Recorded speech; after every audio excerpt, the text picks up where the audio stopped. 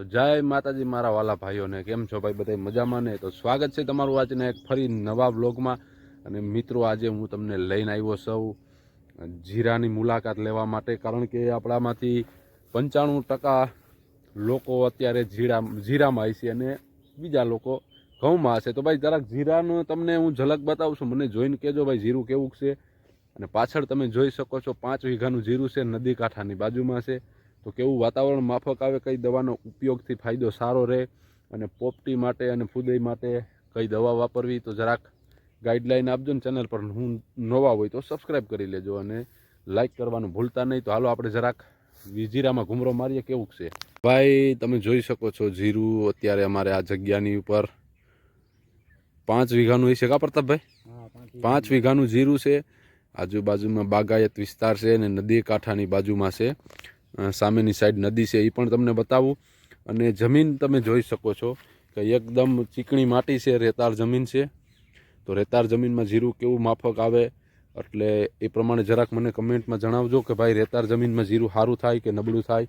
અને જીરું અત્યારે આ કન્ડિશનમાં છે, બરાબર. અને બહુ સારો ઉગાવો છે ભાઈ, મારા ટાર્ગેટ પ્રમાણે જોઈ શકો છો તમે. અને આ એક વસ્તુ ભાઈ મને સમજાણી કે જે આપણે આની પહેલાં માંડવીનો પાક લીધો હોય તો તમે જોઈ શકો સામેની સાઈડ અરોડું નીકળ્યું છે. તો એક અરોડું છે 10 થી 12 છોડવાનું નુકસાન કરે તો આખા ખેતરમાં બહુ મોટી નુકસાની થાય. એટલે થોડીક આ તકલીફ રહે, એ મને સમજાઈ ગયું છે.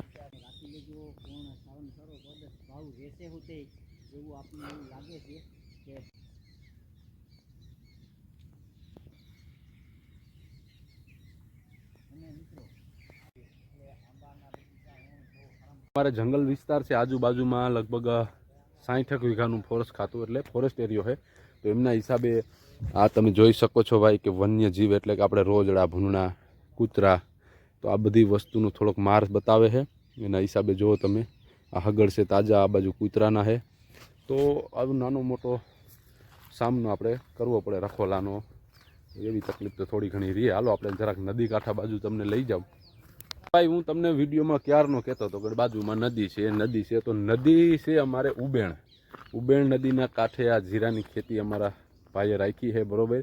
અને નદી તમે જોઈ શકો છો ભાઈ કે અત્યારે જો કે ચોમાસું ગયું એટલે પાણી ફૂલ જ હોય. અમારે ઉનાળામાં થોડા ઘણા ટાઈમની વાર હોય ત્યાં સુધી આ પાણી ટકી રહે છે. તો મિત્રો આ નદી બાજુમાં છે, તો એના ભેજના હિસાબે જીરામાં કંઈ નુકસાની થાય અથવા વૃદ્ધિમાં અવરોધ થતું હોય એવું કાંઈ પ્રશ્ન હોય તો પણ મને કમેન્ટમાં જણાવજો. અને હવે આગળ નીકળીએ ધીમે ધીમે. તો આ તમે જોઈ શકો છો કે અત્યારે આંબાની કન્ડિશન વંથલી તાલુકામાં આ ટાઈપની થઈ છે. અને વંથલી તાલુકો હંમેશા સાસણ અને ગીરની પાછળ હોય છે કેરીમાં, પણ આમ બાગાયતી ખેતીમાં વંથલી તાલુકાનો નંબર આવે છે. ચીકુ, સીતાફળ, કેરી અને બીજા ઘણા બધા ફળ છે. તો જે આપણે સિઝનલ ફળ છે એ બધાય વંથલી તાલુકામાં મળી આવે છે અને બાગાયત ખેતીમાં નંબર આવે છે. અને અમારા ગામમાં પણ ખૂબ સારી એવી બાગાયતી ખેતી થાય છે.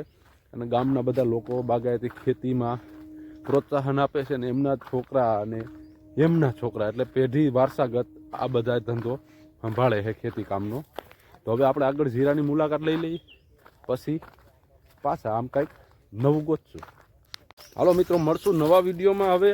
અને બપોરનો ટાઈમ થઈ ગયો છે, તો હવે ઘેરે નીકળીએ આપણે. અને તમને આવા નવા વિડીયો ચેનલમાં જોવા મળશે, તો સબસ્ક્રાઈબ કરી દેજો. અને ક્યાં ગામથી છો સપોર્ટ કરજો.